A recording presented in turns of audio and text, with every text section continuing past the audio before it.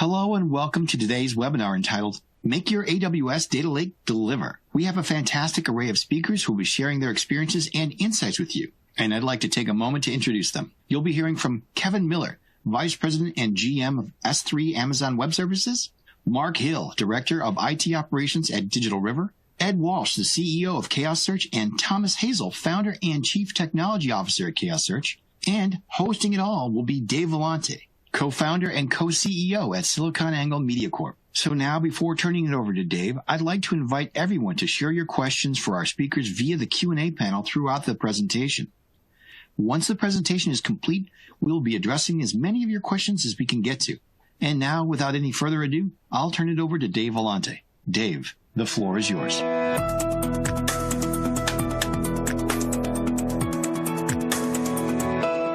The concept of data lakes was alluring when it was first coined last decade by CTO James Dixon.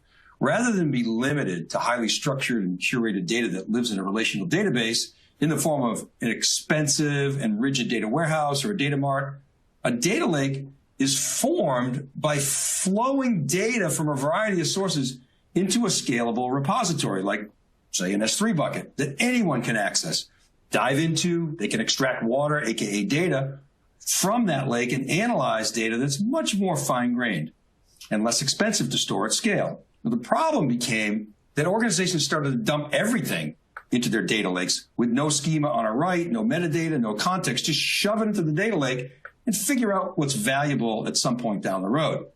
Kind of reminds you of your attic, right?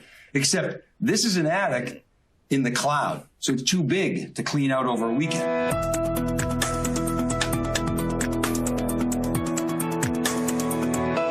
Chaos Search has built some pretty cool tech to enable customers to get more value out of data that's in lakes so that it doesn't become stagnant.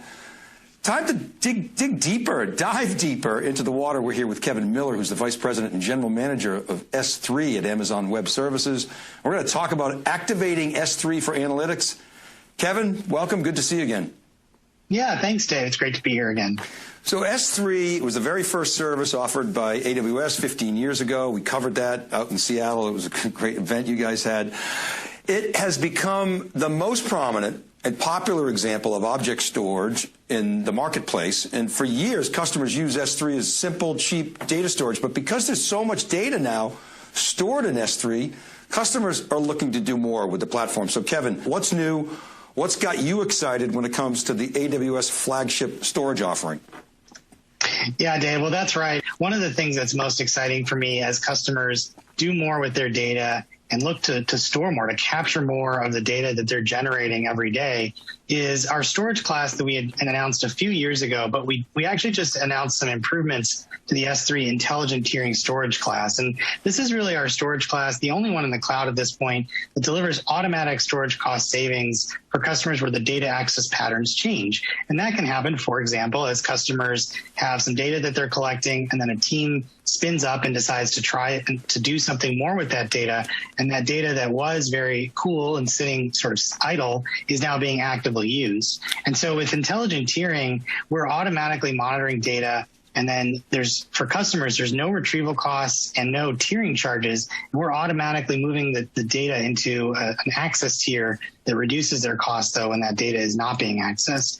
So we've announced some improvements to that just a few months ago. Okay, I mean, you've seen, that technology, that tiering concept had been around, but since back in the mainframe days. The problem was it was always inside a box. So you didn't have the scale of the cloud and you didn't have that automation. So I want to ask you, as the leader of S3, that business, when you meet with customers, Kevin, what do they tell you that they're facing as challenges when they want to do more, get better insights out of all that data that they've moved into S3?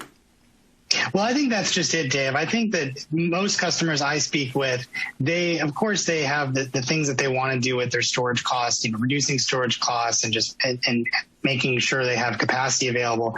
But increasingly, I think the real emphasis is around business transformation. What can I do with this data that's very unique and different, that unlike prior optimizations where it would just reduce the bottom line. They're saying, what can I do that will actually drive my top line more by either generating new product ideas, allowing for faster close closed loop process for acquiring customers.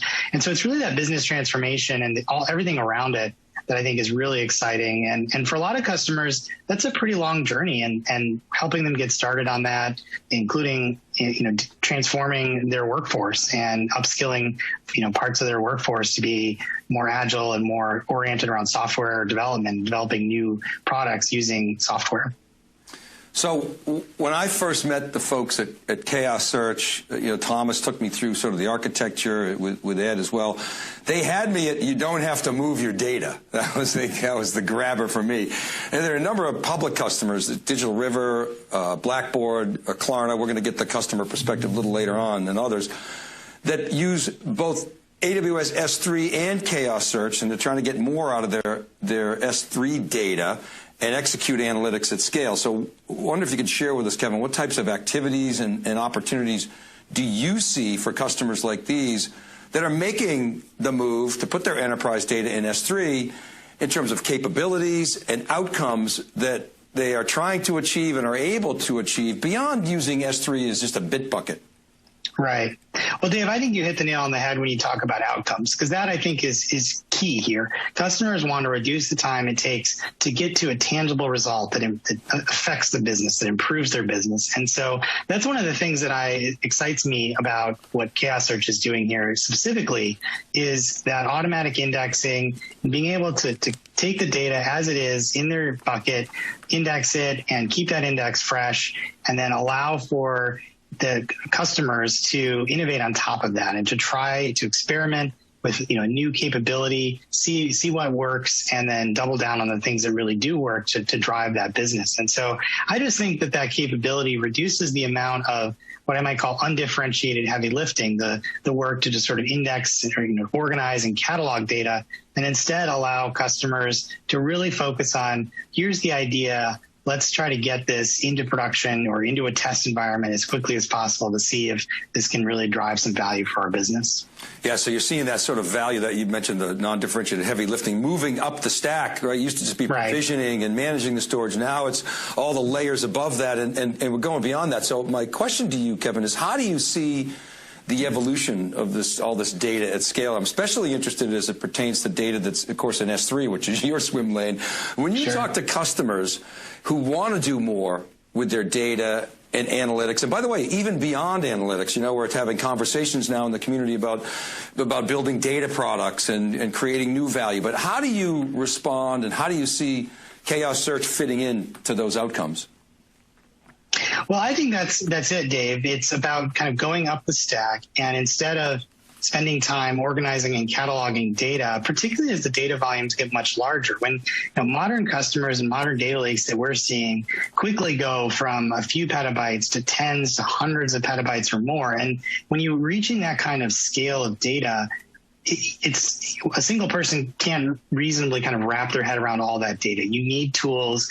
S3 provides a number of first-party tools, and we're investing in things like our S3 batch operations to really help give the end users of that data, the business owners, that leverage to manage their data at scale and apply their new ideas to the data and generate pilots and production work that really drives their business forward. And so I think that Chaos Search, again, I would just say, is a good example of the kind of software that I think helps go upstack, automate some of that data management, and just help customers focus really specifically on the things that they want to accomplish for their business. So this is really important. I mean, we've talked for well over a decade how to get more value out of data, and it's been challenging for a lot of organizations. But we're seeing themes of scale, automation, fine-grained tooling, ecosystem participating on top of that data, and then extracting that data value. Yeah, stay tuned. Looking forward to seeing you in person. Absolutely. All right, great to have Kevin on. Keep it right there, because in a moment we're going to get the customer perspective on how a leading practitioner is applying Chaos Search on top of S3 to create business value from data. Oh, thanks for having me. I really appreciate it. Hey, tell us a little bit more about Digital River. People know you as a payment platform. You've got marketing expertise. Yeah. How do you differentiate from other e-commerce platforms?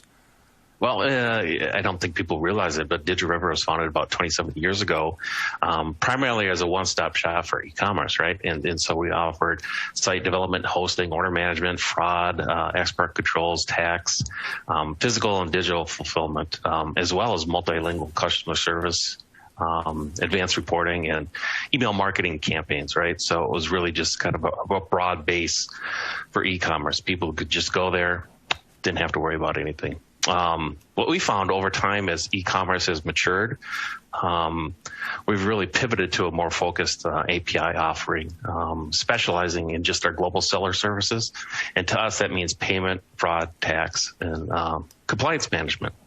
So our global footprint allows companies to outsource that risk management and expand their markets internationally very quickly and with a low cost of entry. Yeah, it's an awesome business. And to your point, you were founded way before there was such a thing as the modern cloud, and yet you're a cloud native business. Which I think talks to the fact that incumbents can evolve, they can reinvent themselves from a technology perspective. I wonder if you could first paint a picture of how you use the cloud. You use AWS, I'm sure you got S3 in there. Maybe you could talk about that a little bit. Yeah, exactly. So when I think of a cloud native business, you kind of go back to the history. Well, 27 years ago, there wasn't a cloud, right? There wasn't any public infrastructure. It was, we basically stood our own data center up in a warehouse. And so over our history, we've managed our own infrastructure and co-located data centers. Over time through acquisitions and just how things worked, there was over 10 data centers globally. For us, it was expensive, both from a software, hardware perspective, as well as getting the operational teams and expertise up to speed too. So, and it was really difficult to maintain and ultimately not core to our business, right? Nowhere in our mission statement does it say that our goal is to manage data centers. So about 5 years ago, we started the journey from our hosted into AWS. It was a 100% lift and shift plan. And we were able to complete that migration a little over 2 years, right? Amazon really just fit for us. It was a natural place for us to land, and they made it really easy here for us too. Not to say it wasn't difficult, but once in the public cloud, we really adopted a cloud-first vision, meaning that we'll not only consume their infrastructure as a service, but we'll also purposely evaluate and migrate to software as a service. So I come from a database background. So an example would be migrating from self-deployed and managed relational databases over to AWS RDS, Relational Database Service. You're able to utilize the backups, the standby, and the patching tools automatically, with a click of the button, and that's pretty cool. And so we moved away from the time-consuming operational tasks and really put our resources into revenue-generating products, like pivoting to an API offering.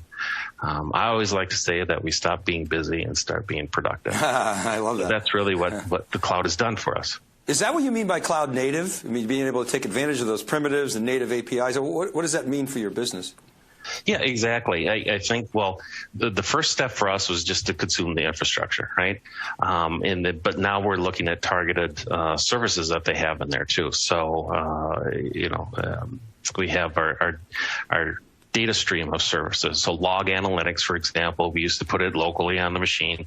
Now we're just dumping it into an S3 bucket, and then we're using Kinesis to consume that data, put it in Elastic, and go from there. And none of the services are managed by DigiRiver. We're just utilizing the capabilities that AWS has there too. So, and as an e-commerce player, retail company, were you ever concerned about moving to AWS as a possible competitor, or did you look at other clouds? What can you tell us about that? Yeah, and so I think e-commerce has really matured, right? And so we got squeezed out by the Amazons of the world. It's just not something that we were doing, but we had really a good area of expertise with our global seller services. But so we evaluated Microsoft, we evaluated AWS, and as well as Google. And back when we did that, Microsoft was Windows-based. Google was just coming into the picture, really didn't fit for what we were doing. But Amazon was just a natural fit. So we made a business decision, right? It was financially really the best decision for us. And so we didn't really put our feelings into it, right?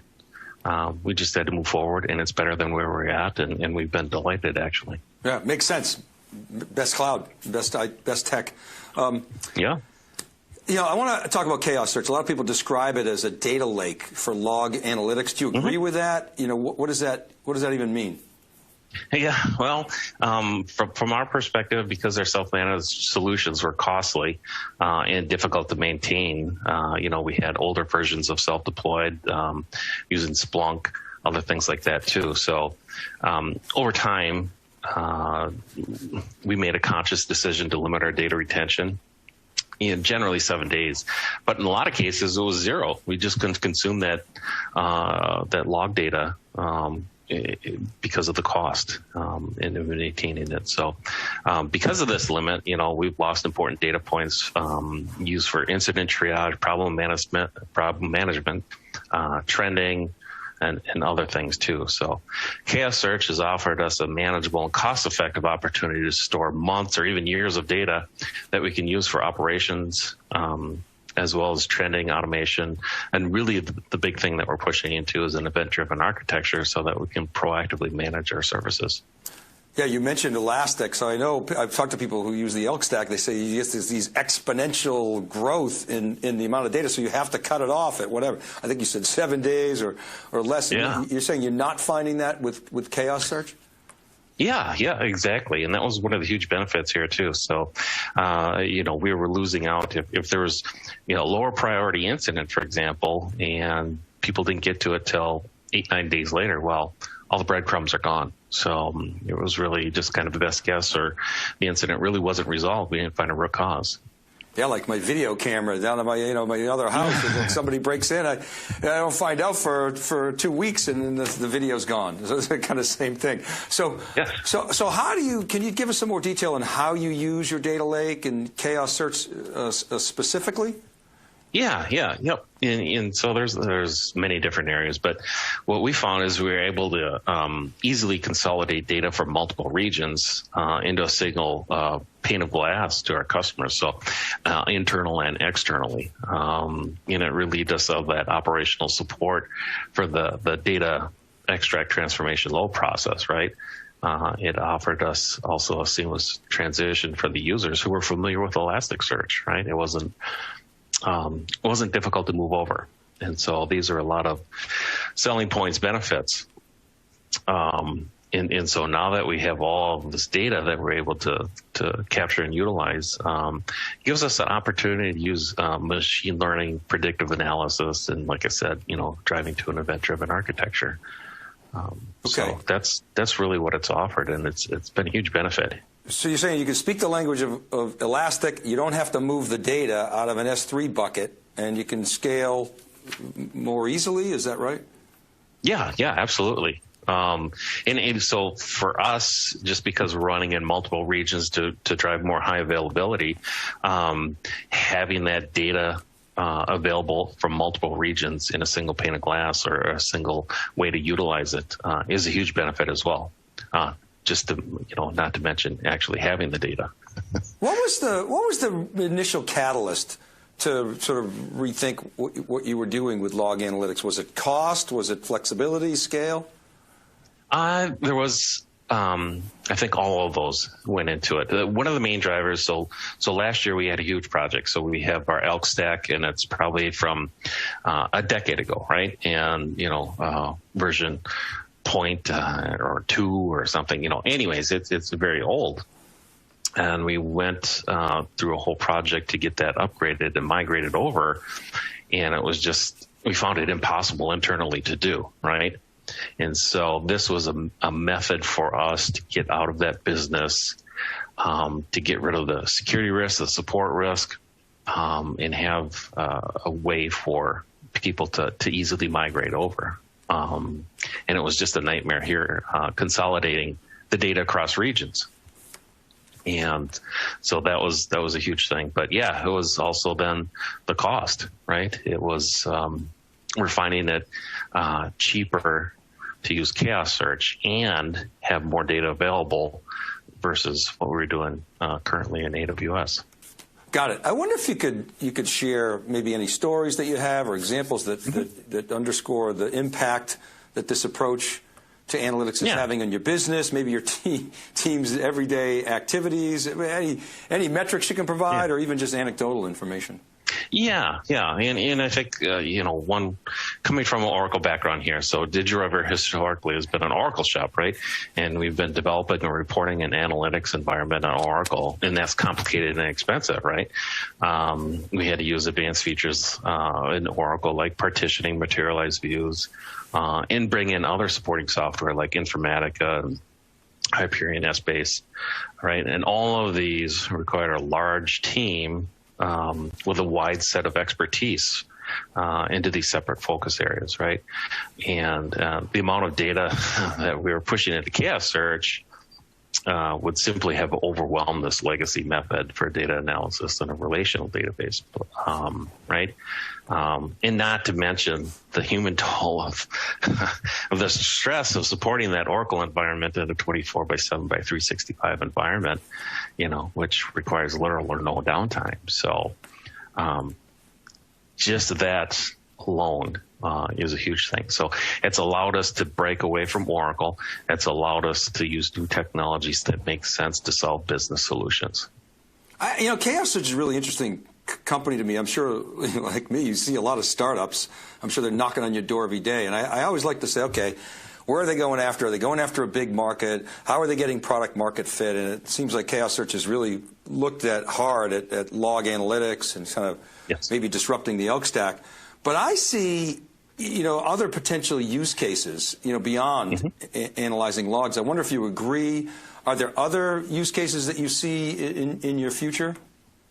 Yeah, exactly. So I think there's one area would be Splunk, for example. We have that here too. So we use Splunk versus flat file analysis or other ways to capture that data, just because from a PCI perspective, it needs to be secured for our compliance and certification, right? So Chaos Search allows us to do that. There's different types of authentication, really a hodgepodge of authentication that we used in our old environment, but Chaos Search has a more easily usable one that we can set up, one that can really segregate the data and allow us to satisfy our PCI requirements too. So.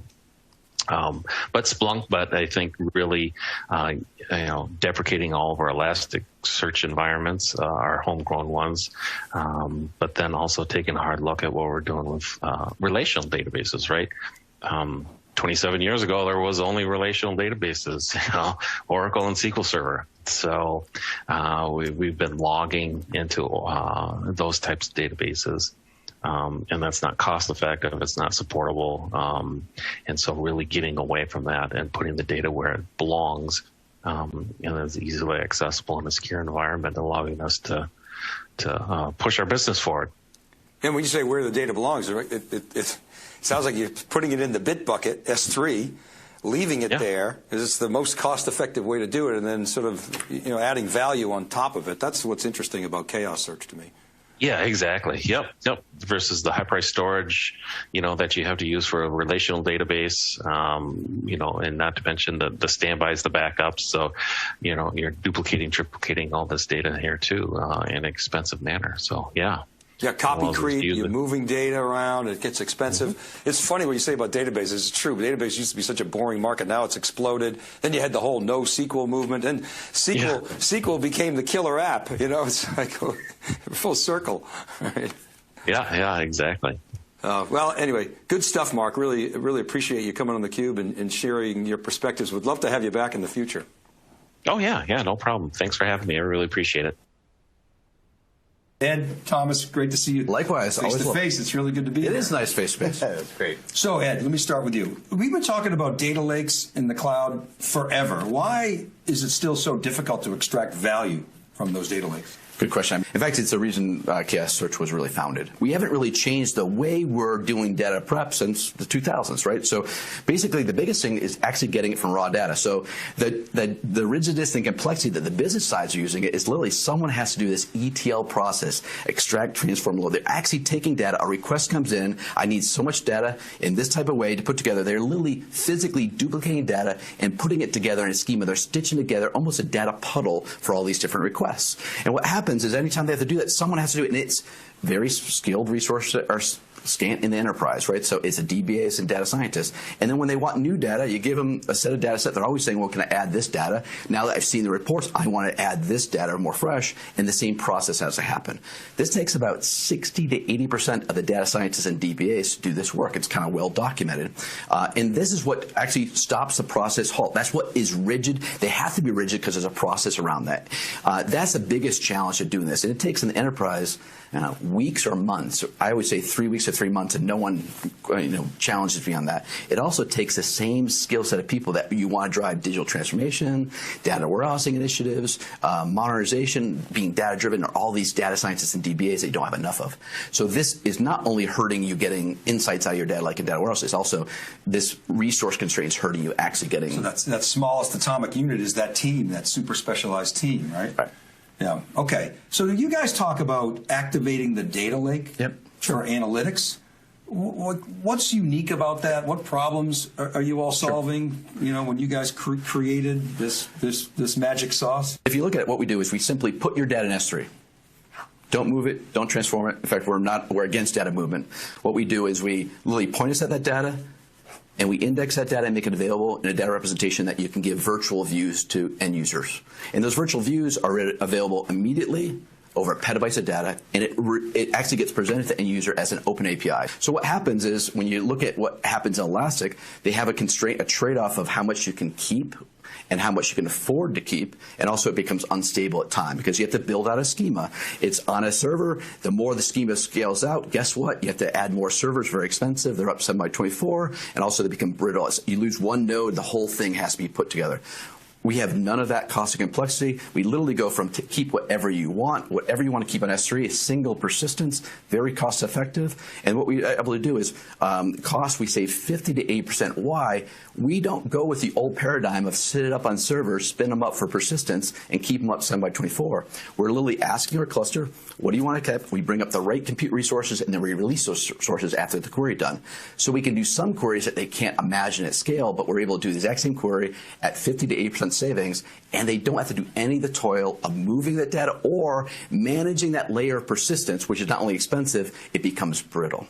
Once you go to BI, it's the same challenge. And those requests queue up. Thomas, Ed had me. You don't have to move the data. That's kind of the exciting piece here, isn't it? Absolutely. No, I think, the data lake philosophy has always been solid, right? The problem is we had that Hadoop hangover, right? Mm-hmm. Where, let's say, we were using that platform a little too many variety of ways. And so I always believed in data lake philosophy. When James came and coined that, I'm like, that's it. However, HDFS, that wasn't really a service. Cloud Object Storage is a service. The elasticity, the security, the durability, all that benefits are really why we founded on Cloud Object Storage as a first move.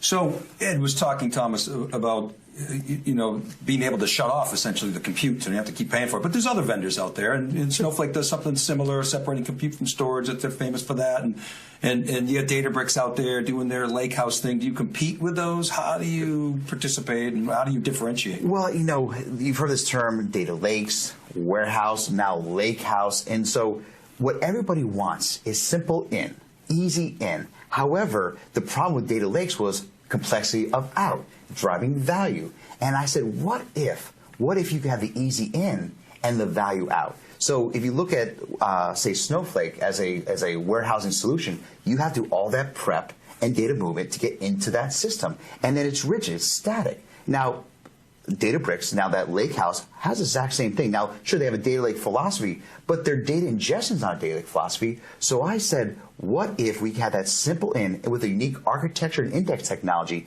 make it virtually accessible, publishable, dynamically at petabyte scale? And so our service connects to the customer's cloud storage. They just stream the data in, set up what we call a live indexing stream, and then go to our data refinery and publish views that can be consumed in Elastic API, use Kibana, Grafana, or say SQL tables, Looker, or say Tableau. And so we're getting the benefits of both sides. Schema on read, write performance with schema on write, read performance. And if you do that, that's the true promise of a data lake. Again, nothing against Hadoop, but schema on read with all that complexity of software was was a little data swampy. Well, Hadoop got us started, okay, so we got to give the good props. But everybody I talk to has got this big bunch of Spark clusters now saying, all right, this doesn't scale. We're stuck. And so, I'm a big fan of Zhamak Dehghani and our concept of the data lake, and it's early days. But if you fast forward to the end of the decade, what do you see as being the sort of critical components of this notion of, people call it data mesh, but you got the analytics stack. You're a visionary, Thomas. How do you see this thing playing out over the next decade? I love her thought leadership. To be honest, our core principles were her core principles now, 5, 6, 7 years ago. And so this idea of, decentralized, data as a product, self-serve and federated computer governance, all that was our core principle. The trick is, how do you enable that mesh philosophy? I could say we're mesh ready, meaning that we can participate in a way that very few products can participate. If there's gates, data into your system, this ETLing, the schema management, my argument with the data mesh is like producers and consumers have the same rights. I want the consumer to be able to choose how they want to consume the data, as well as the producer publishing it. I can say our data refinery is that answer. I love to open up a standard, right, where we can really talk about the producers and consumers and the rights each other's have. But I think she's right on in the philosophy. I think as products mature in this cloud and this data lake capabilities, the trick is those gates. If you have the structure up front, if you set those pipelines, the chance of you getting your data into a mesh is the weeks and months that Ed was mentioning. Well, I think you're right. I think the problem with data mesh today is the lack of standards. You got, when you draw the conceptual diagrams, you got a lot of lollipops, which are APIs, but they're all, unique primitives. That's right. So there aren't standards by which, to your point, the consumer can take the data the way he or she wants it and build their own data products without having to tap people on the shoulder and say, how can I use this? Where does the data live? And being able to add their own data. That's You're exactly right. So I'm an organization. I'm generating data. Wouldn't it be great just to stream into a lake? And then the service, a chaos search service, is the data is discoverable and configurable by the consumer. Let's say you want to go to the grocery store. I want to make a certain meal tonight. I want to pick and choose what I want, how I want it. Imagine if the data mesh truly can have that producer of information, all the things you can buy at a grocery store, and what you want to make for dinner. And if it's static, if you have to call up your producer to do the change, was it really a data mesh enabled service? I would argue not. Ed, bring us home. Well, and maybe one more thing with this. Please, because some of this is, we're talking 2031, but largely these principles are what we have in production today, right? So even the self-service, where you can actually have business context on top of a data lake, we do that today. We talked about, we get rid of the physical ETL, which is 80% of the work, but the last 20% is done by this refinery, where you can do virtual views, the right RBAC, and do all the transformation need and make it available. But also that's available to, you can actually give that as a role-based access service to your end users, actually your analysts. And you don't have to be a data scientist or DBA. In the hands of a data scientist or DBA, it's powerful, but the fact of the matter, you don't have to. In fact, all of our employees, regardless of seniority, if they're in finance or in sales, they actually go through and learn how to do this, so you don't have to be it. So part of that, and they can come up with their own view, which that's one of the things about data lakes. The business unit wants to do it themselves, but more importantly, because they have that context of what they're trying to do. Instead of queuing up a very specific request that takes weeks, they're able to do it themselves. And if I have to put it in different data stores and ETL it, I can do things in real time or near real time. And that's game changing and something we haven't been able to do ever. And then maybe to wrap it up, listen, 8 years ago, Thomas and his group of founders came up with the concept, how do you actually get after analytics at scale and solve the real problems? And it's not one thing. It's not just getting S3. It's all these different things. And what we have in market today is the ability to literally just simply stream it to S3. By the way, simple to do. What we do is automate the process of getting the data in a representation that you can now share and augment. And we publish open APIs so that you can actually use the tools you want. First use case, log analytics. Hey, it's easy to just stream your logs in, and we give you Elasticsearch type of services. Same thing now with SQL. You'll see machine learning next year. So listen, I think we have the data lake 3.0 now, and we're just stretching our legs. We're having a lot of fun. Well, and you have to say log analytics, but if I really do believe in this concept of building data products and data services, because I want to sell them, I want to monetize them, and being able to do that quickly and easily so that I can consume them is the future.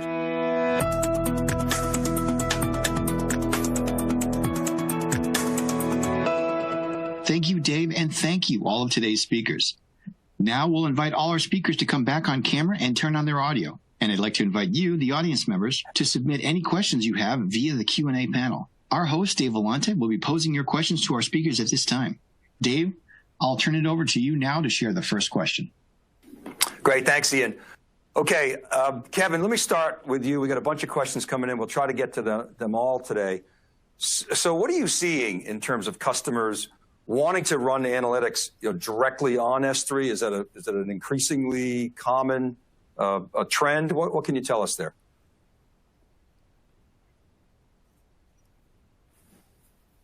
Okay, Kevin, you might be on mute, but... Oh, can you hear me, Dave? Yep. Sorry, please, go ahead. Can you repeat the question? Actually, you broke out, unfortunately, right at the beginning. Yeah, sure. So we talked about leaving data on S3, running analytics directly there. What are you seeing in terms of demand for that? Is it a common trend that you're noticing across AWS? Oh, absolutely. Yeah, that's absolutely a common trend. I think that customers really appreciate being able to pull in data from multiple disparate sources into S3 and then use that as sort of the middle ground where they can then have many different consumers of that data that run different kinds of analytics jobs on top of it. And I think increasingly we're seeing a shift from just pure kind of asynchronous analytics where the output is sort of a report or something that gets fed back for humans to look at. And increasingly we're seeing that be processed by systems that result in outputs that are fed right into the business. So whether there's a customer who's using that to make credit risk scoring decisions or personalized recommendations, those are getting fed right back into the day-to-day operations of the business. Great. Thank you, Kevin. All right, we got a question from Mark Hill. Mark, you talked about cost a number of times. Can you give us any quantification of the cost savings that you got as a result of migrating the Elk Stack to Chaos Search? People want to follow the money. Yeah, exactly. I hear you. Yeah, I think from just the dollar standpoint here too, we're looking at hundreds of thousands of dollars, which is huge for us, and it's a great savings annually here too. And I think we're looking to fully transition from our current in-house to Chaos Search by mid-year, Q2, Q3. So that'll be great savings here too. But it's hard to put a quantity on the operation expense right here, the people's time and stress and everything like that too. So I think more importantly, we'll be able to refocus people away from support, daily operational work, to look at things like security, performance, availability, but ultimately empowering our end users here in this secure, stable, and simplified environment. Got it. Thank you. I wonder if I could follow up with you, Mark. There's another question. You talked about event-driven architecture. What do you mean by that? Mm-hmm. It's a big word there too. For Digital River, it just means capturing the data near real time and from all these different sources here. We haven't had an ability to do that. So it really will provide us a foundation to have insight into how Digital River works and create those automated responses. Currently with our in-house infrastructure, so that's, Redis, Elastic, Logstash, Kibana, we get data that's maybe 5, but more often like 15 and 60 minutes old, right? So it's a reactive environment. We make the joke that it's whack-a-mole here too. So it's really providing the foundation so that we can be proactive versus reactive and ultimately bring up our efficacy and make happier customers and grow our business. Great. So we have a general question for anybody who'd like to answer here. One of the things about the cloud, of course, it allowed small companies to get resources that big companies only had access to previously. So the question is, good afternoon, do any or all of you work with the SMB market or say smaller government, education folks, or is this just for big companies? Who wants to take that? Kevin, you can take it for AWS. I can take it for Chaos. Listen, we deal with people that drive on data. I'd say we deal with large enterprises that have big data at scale issues. We also deal with, well, I'll say digital native, people really leveraging their data. We do SMB and government. Also, we have partnerships. Like think about Armor Security using our technology. They have 4,700 clients. They're grown by leaps and bounds, largely at SMB, and a fantastic solution set, right? So the answer is that technology is right for all that, and we work with them directly. I don't know if that was a direct question to Chaos Search, and Mark. Okay, so Kevin, you can answer for AWS, but I know the answer. But I'll let you handle it. Oh yeah, as you might imagine, I mean, we certainly have customers of all sizes, from startups who got started yesterday to through state and local government and other small medium businesses, all the way up through enterprise. And I think everyone across the spectrum is realizing that they can do so much more with data. It's no longer just collecting it for logging and audit or review purposes, but what can they really do to improve their organizational outcomes? And obviously for a big enterprise, there's going to be a business outcome. But for nonprofits and other segments, there's a mission there as well that they can accelerate and improve through the better use of data. So certainly seeing a lot of interest and adoption across really every segment, every industry. Okay, great. I got a question that I think, Thomas, you're obviously best to answer. It's really a how does it work question. Does the index use the metadata, or does it scan the data values? So we provide both indexing of the metadata as well as the data within the data. So you could think of us as a full replacement of the Elastic Stack, where you stream your log data in. It gets indexed so you can do your analysis like Mark was indicating. So, the key thing is we index the data. Now, we don't have to rescan that data post-index. We connect to the customer's cloud storage to our service, and they provide a location for us to write our indices that are fully representation of their raw source, and we've highly optimized it and make it available via the Elastic API as well as SQL. Great, thank you. So, we used to use a term, we use the acronym GRS, getting rid of stuff. There's a question here. With Chaos Search, do I still need the Elasticsearch? So maybe, Mark, what did you guys do? Do you still, I think you said you deprecated it, but you could comment, and then maybe somebody from Chaos Search could chime in. Yeah. We're in the process of deprecating Elasticsearch internally. There may be some use cases where, we use AWS's service, but for the most part, it's so cost effective for us to use Chaos Search. That's what we're doing. So we're in the transition. We're looking to complete that by mid-year here. Yeah, and I'll add in. Go ahead, Thomas. Yes. So the idea is that we're really a ELK replacement. So think of the log analytics. Elastic is a database as well. And we talked to Shai from Elastic. He was surprised that the community adopted as a log analytic platform, but it made a lot of sense. The ability to do very complex search capability is a wonderful tool. However, as Mark indicated, at scale, it gets so hard to manage and costly. So what we wanted to do at Chaos was address the pain that Mark so succinctly outlined, because we know this. By 2025, I think IDC said 175 zettabytes of data is going to be generated, and now even small companies generate petabytes of data. Imagine trying to analyze all that. Imagine to sacrifice all that value because you can't afford it or it's too hard to maintain. Great, thank you. I'll add, Go ahead, Ed. look at it. Listen, anything API above just works. So bring all your Kibana, bring all your dashboards, bring all your API calls to website. What we're replacing is the cloud data platform, the data layer below it. Same thing with SQL. We replace a SQL database, but you use Tableau, Looker, QuickSight, et cetera. So think about the API. In fact, part of our product is the open source, open distro of Elasticsearch Kibana, right? You're like Ellis Island did. Okay, so a question for Kevin, I think, is, there's a lot of talk in the industry about, data lakes and data warehouses and some kind of, industry infighting, if you will. But AWS offers both. How do you see the near to midterm future of analytics, specifically as it relates to the whole data lake versus data warehouse argument? What's your point of view? Well, I think, certainly for AWS, we see customers using All of the above. And there are certainly plenty of workloads and applications that today are built around a data warehouse. And those customers are often looking to achieve better agility, better scaling, and lower costs. And they can do that without completely re-architecting the application.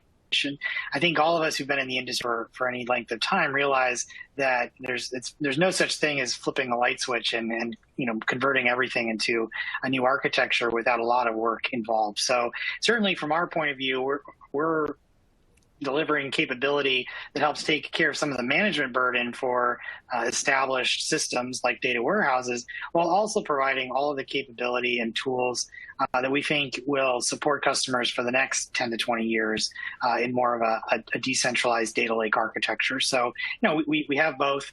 I think that there's a lot of ways that customers can incrementally shift.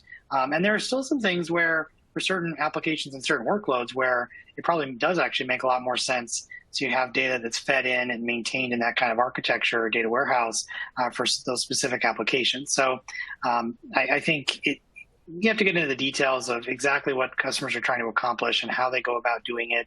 And I think what we're seeing with the capability in Chaos Search is a good example of how customers, even smaller customers, can build that kind of data lake architecture and then get all of the advanced, some more advanced analytics and insights and do that with less overhead and less need to write their own software to do that.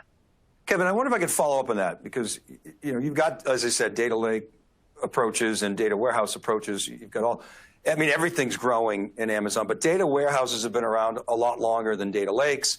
Initially, data lakes, the complaint was, we just throw data in there, become data swamps, but that's changing. Mm-hmm. It's much smaller, a much smaller market, but are you seeing sort of a very rapid adoption of data? I mean, it feels like certainly the terminology is favorable. Everybody I talk to is doing data lakes. What are you seeing there in terms of growth and demand? Yeah, I think we're seeing strong growth, and I also think we're still in the very early days of where this will ultimately go. Because I think, and first off, I would, just to be clear, I don't think it's a zero-sum game between data lakes and data warehouses. I think to that number that was quoted about the amount of data that's generated, I'd say that today, a huge percentage of the data that's generated ends up getting quickly thrown away because there's no way to store it, to catalog it, to process it, to really use it. And I think that's where data lakes really enter the picture as being a key way the customers are able to capture and do more with the data they have, and not just throw it away or kind of stuff it into a corner and forget about it. So I think that it's not a zero-sum game. I think that we're still in the early days of businesses and organizations realizing how much data they actually do have that they're just missing or not capturing, and then using that, like I said, to really drive the organizational mission, whether that's a for-profit or non-profit endeavor. So a follow-up on that, if I might, for you, Thomas, and I like the way Kevin posed that, is it's not a zero-sum game. So we were talking on the stream about data mesh. So whether it's a data lake or a data warehouse or a data hub or an S3 bucket, all of those should just be a node that's discoverable on a data mesh. So my question to you, Thomas, is how do you buy that, and how does Chaos Search fit into that paradigm? Yeah, we have a strong North Star, and I like to say data lakes solve the storage problem. It's elastic, it's secure, it's reliable, it's cost effective. We want to solve the API side, the integration side. So you can see it as an API company, as indicated, Elastic, SQL, et cetera, APIs. So from our viewpoint is if customers can enable and take advantage of their data lakes, simple in, what our job is to make APIs, analytical APIs, to integrate with concepts like a warehouse, concepts like a mesh or log analytics, BI analytics. So from our viewpoint, we want to crack that code of making cloud storage fast, hot, performant, cost-effective, easy, and don't have that swamp that we talked about. And so you can envision, our philosophy is integrating with these meshes, a node, if you will, now maybe petabytes of node, but, petabytes of information to integrate with whatever business units need to analyze their data. Maybe it's multiple data sources that they now can analyze. Maybe it's some logs with BI. The idea they can do some search and some SQL on the exact same platform, where today you move it, you ETL, you stand up these complicated and expensive databases. Great. Thank you, Thomas. Mark, another question for you. Can you talk to the different types of users that are logging into your Chaos Search implementation, each day or each week. What are some of the examples of what they're logging into? Yeah, exactly. So we have our developers, customer operations, and technical operations teams. So, I think from a development standpoint, just viewing and sharing the application health and API responses, and making that consumable for the rest of the teams here too. So, from an operations side, we're worried about customer performance, site and API efficacy, triage, customer usage. So you could think of bots versus humans, right? And things like that, but and also SLA. But more importantly, from my perspective, just triage and diagnostics and really alerting and monitoring. So there's a wide variety. One of the benefits that we like for Chaos Search is that there's it's a structured environment where end users are able to input their data and get it real time and share with others across the group. Great. I just want to thank you, Mark. I just want to remind attendees that you'll see that little resource box there. There's a number of PDFs. There's a solution brief. There's a guide to log analytics, and then there's a deep dive on cloud data platforms. So you want to check that out. And I wonder if I could ask you a question. Can you give some examples of the use cases that are enabled with this multi-API approach? Maybe dig into that a little bit, if you would.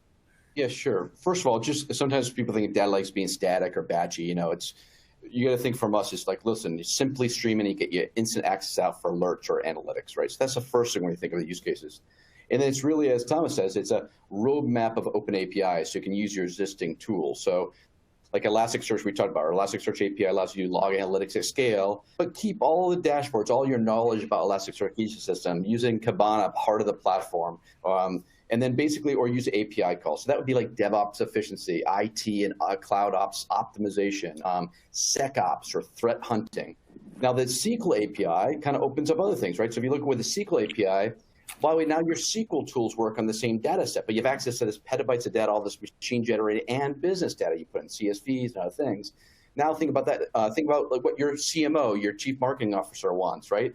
Think about looking at website, what's A/B testing this campaign versus that campaign, but you're able to use a SQL tool, which is what they're used to. Looker, Tableau, QuickSight. It's a tool they're used to and what they're comfortable with, and it simply just works. Or think about what we like is a VP of products use case. Like large, you think about, how do you plan out the, I use the term beers and diapers. Early in analytics, the big use case NCR, people found that beer and diaper was sold. If you put them together, end caps in the early 80s, you'd find them Friday nights, you'd sell together. It was a whole story about analytics.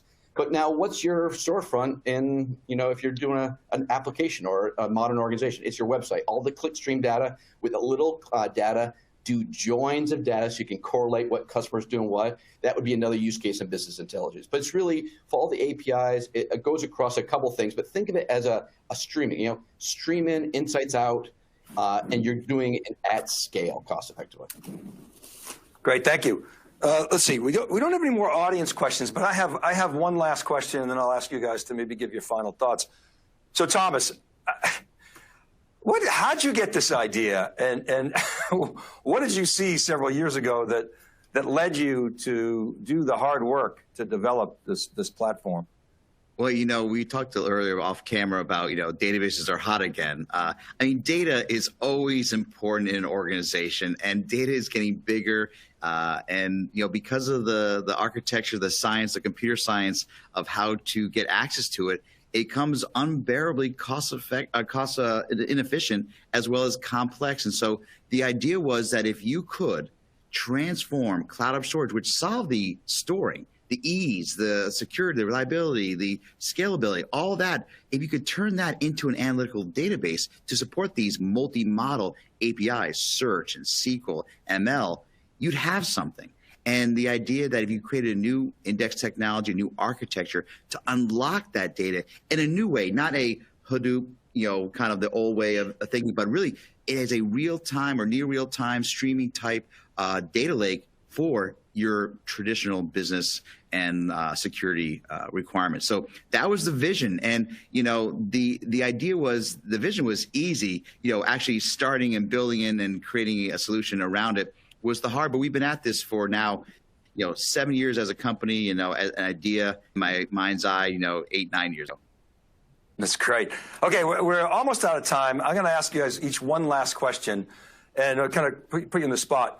If you think ahead, whatever distance you want, but beyond a year, 2 years, 5 years out, even end of the decade, what's the one thing that you would hope that as an industry, we get to? And as you're thinking, I'm going to start with Kevin, but I'll answer him. I'll give you my answer first, and then you can either build on that or come up with your own. But I hope, as a business person, that it's going to be easier for me to get access to data and do what I want with it. And I'm hopeful that practitioners and technologists like yourselves can make that possible. But Kevin, I'll go to you first. Yeah, Dave, I think that over the last 5 to 10 years, we've seen a big transformation around infrastructure as code and customers being able to define what compute and databases and other capability they need through code. And I think where we're going over the next 5 to 10 years will be the concept of data as code and being able to express the data sets I have and use them through tools like Chaos Search and other tools in this space in a much more seamless way, so that it's no longer about knowing the little corners of data, where I have it, and then understanding the nuance of how I can access that data, but really having more of a standard way of expressing, this is the data I have and here's how I get to it, and being able to, and through tools like Chaos Search, be able to do all the analytics and indexing and querying that you need to be able to do over the different data sets, regardless of where they're stored, whether it's in a big data lake or a relational database or other kind of data storage. Great. Excellent. Okay, Mark, what's your one thing that makes your life wonderful? Well, I would say right now, in historically at Digital River, the data's been at a trickle, and really with this, cost-effective, secure solution, we're ready to turn on the fire hose. So, just get all the data in there. There's already a lot of requests internally about storing this data and utilizing this tool. So it's really just turning on the fire hose and helping our customers, bringing up our efficacy and driving sales and growth. And so that's pretty exciting for us. Awesome. And then Thomas, I'll start with you, and Ed, you can bring us home. I mean, obviously, you guys are, I think, on your way to building a company with escape velocity. But Thomas, how do you see the future? I mean, I think it's our goal to democratize the data, remove those gates. And once we do that, whether it enables self-service, but to Mark's point, getting the data to the people who need that data to solve business or create market opportunities. And so democratization is our future. The question is, we need to build product to deliver on that future, and that's where Chaos Search comes in. Great. All right, Ed, we got a minute left. Bring us home, please. No, great. And I don't think I'm going to add anything to that. We have a pretty strong North Star here at Chaos Search, so I was going to literally give the same answer as Thomas. Listen, I think we're all thinking it needs to be easier, democratize data. However you say, but how do you get access to who needs it when? All our big problems in the world are largely data-driven challenges. We need to do that. I think we have a good vision to do it. But I'd like to say thank you to anyone that's watching. Big crew here. Thank you, David. I appreciate it. Both Mark and Kevin. Thanks for being customers of ours, partners, helping us kind of define the vision where we're going. So thank you very much for not only this event, but in general every single day. So thank you very much. Excellent. And remember, you can find these on demand. And go ahead. Does somebody have a comment? Oh, I was just going to say thank you as well, Dave. Thanks. And as well. Super. Yeah, so all these videos are on demand. There'll be many more. And really appreciate the audience questions today and the participants, Kevin, Mark, Ed, and Thomas. Great to see everybody. Be safe, and we'll see you next time. Likewise. Be safe. Thank you. Cheers. Take care.